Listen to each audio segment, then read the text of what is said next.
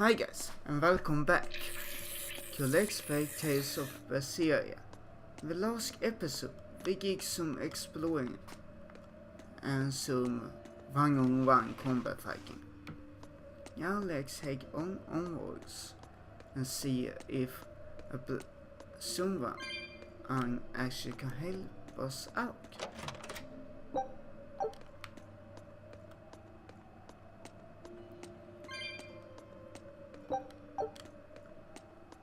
Let's see.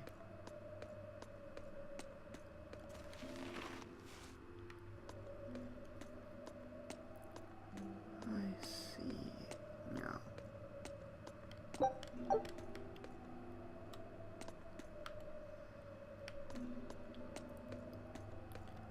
Okay.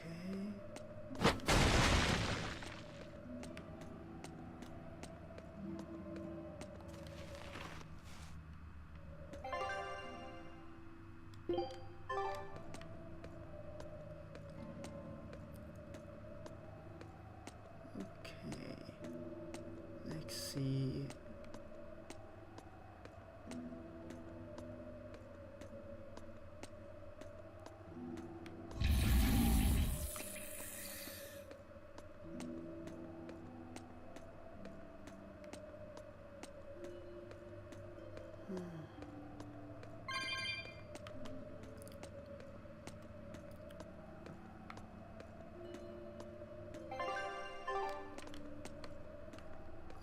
Okay, I got that one down.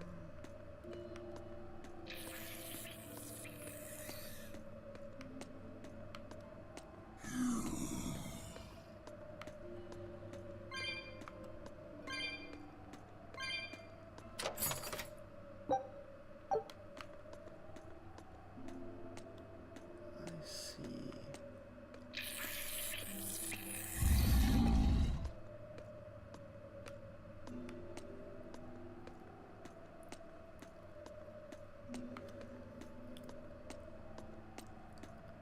Okay.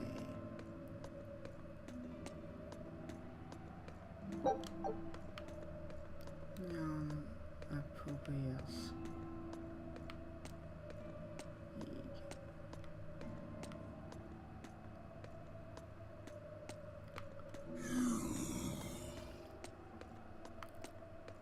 Okay.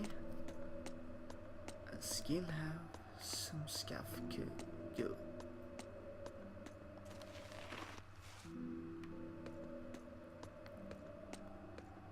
Okay. Wax on.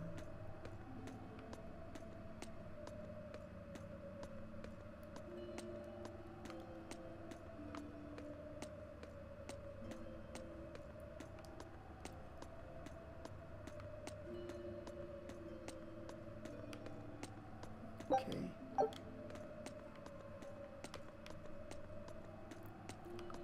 Now let's see. Works on to works this way.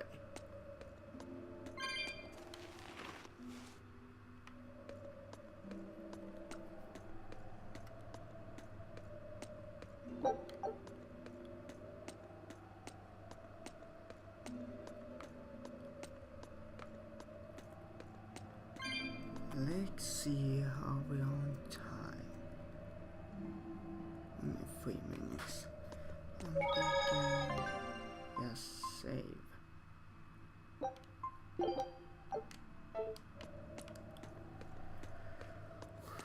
Let's see.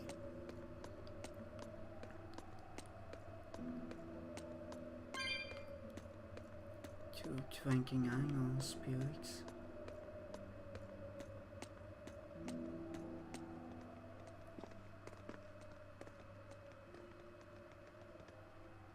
Whoa! Look at all those swords! That's what happens when the legendary blacksmith Kurogane toils so hard he forgets to die.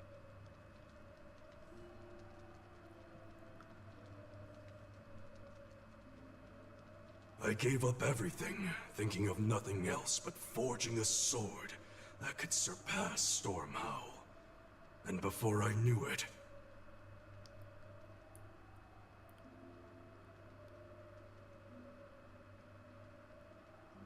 You had traded your humanity for demonhood. I see I'm not the only one. So great was your grudge against your brother, the inheritor of Stormhowl.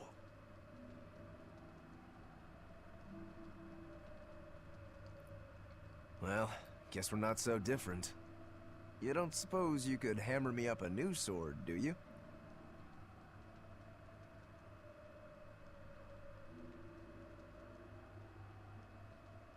I've forged countless blades over these long years, yet not one has proven a match for Stormhowl. And yet you still seek a Kurogane sword? I'll put it like this. No matter how much you've failed across the centuries, you've never broken.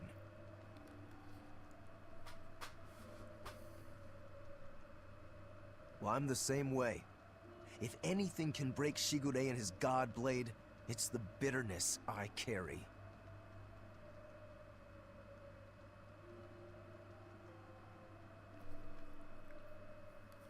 Strangely enough, seeing you and your brother has given me an idea that might work. I will forge you a new blade.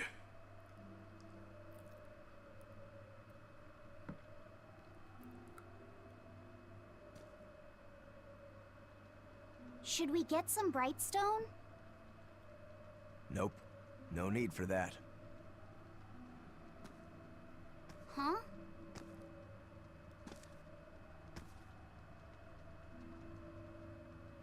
Should I take it from the top? If you would, my arms are all I'll be needing.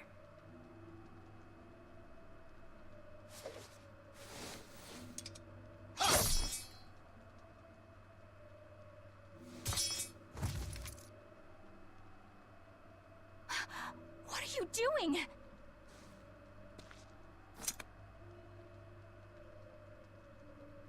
Don't be alarmed. I'm just cutting free some raw materials for the sword.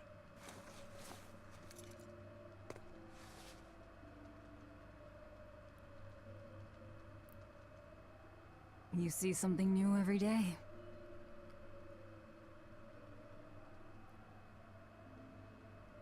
You need his head to make the sword? That's right. With this fine clump of pure resentment, I shall forge your imitation Stormhowl anew.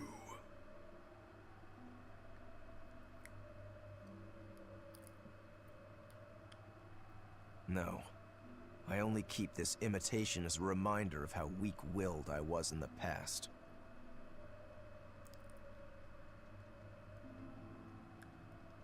To defeat Shigure, I've perfected the art of dual wielding, a secret Rangetsu technique.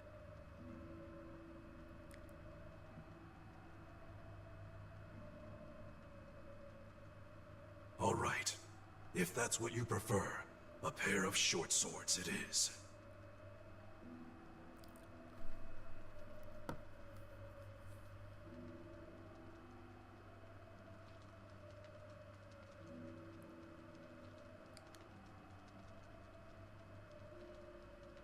Okay.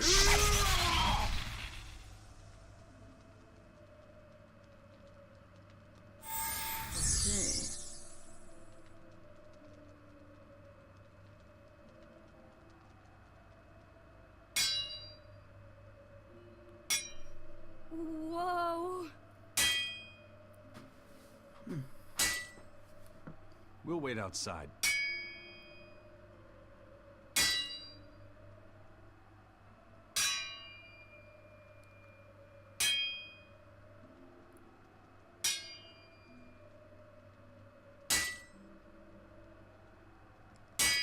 Okay.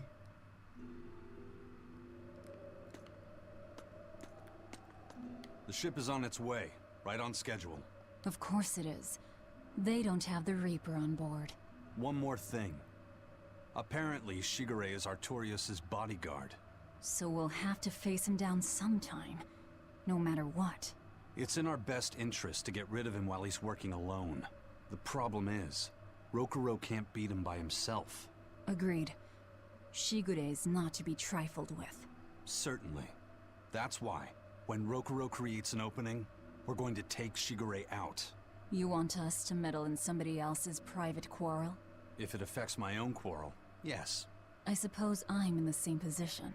Besides, I can still use him. There's no sense in throwing his life away. Rokurou's not really a guy to care about the big picture. He might try to hack your limbs off a bit, but he'll get over it. Okay. I made Bienfu rush out to the docks to scout the place out. Pretty smart, am I right? I pity that creature sometimes. That Kurogane, though, what a character! Giving his own body to forge a sword, like some kind of ritual sacrifice. Ritual sacrifice. It's certainly something only a demon would do. It was a necessary sacrifice in order to gain power. A necessary sacrifice. What a vicious turn of phrase. Indeed. Still, I can't say I'm not thrilled to see how it all turns out. If what you give is mere meat for a god's morbid lunch, could there be a more trivial sacrifice? But if the offering is one's own body and soul, even a single hair can be portentous. I wonder which he will have been in the end.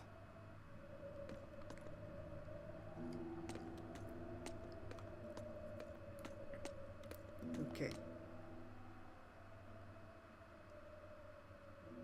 Rokurou wants to slay his brother, even if it kills him. And Kurogane had his own head lopped off just to forge powerful swords. How do those two find it in themselves to go so far? It's just how they are. They're demons. Not exactly normal. Yeah, it's scary. But I also kinda admire it. But me, I don't have anything I'm that desperate to accomplish. Not yet, you mean. In time, you'll find something. You really think so? Almost certainly. But don't feel you have to go and risk your life over it. You're not a demon, and you should stay that way. You deserve a normal life. Okay. But never mind. Just the foolish ramblings of a demon girl. Rokurou, Kurogane, I just do not understand them. You saw them. Demons. We're crazy. Sure, but they go through life with such crystal clear sense of purpose. Even demons have things they're not willing to let go. Or do you think us mere animals, running around killing people left and right? I know.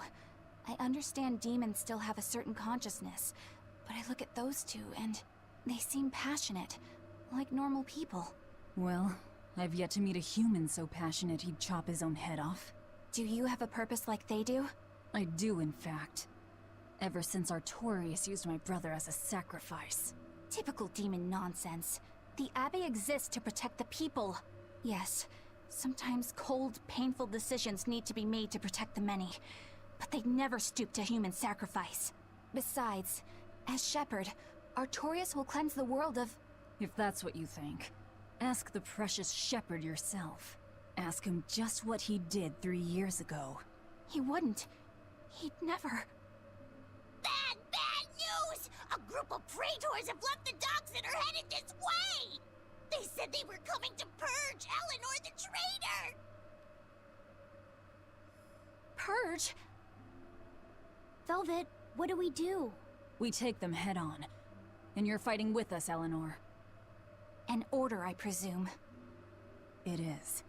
Protect Laphicet, and defeat the Exorcists. All right. I understand. Just remember, if we lose Eleanor, Laphicet will turn into a demon. I haven't forgotten. But we need to pool all the resources we have. She needs us for her own ends, and we'll use that to our advantage in this fight. Just don't push your luck too far, Velvet. And so recently was she a noble, upstanding young Ask me if I care. Okay. How are we on time? Well, this is case for this episode of Let's Play Tales of Berseria. Yeah. See you guys next time. Service 032.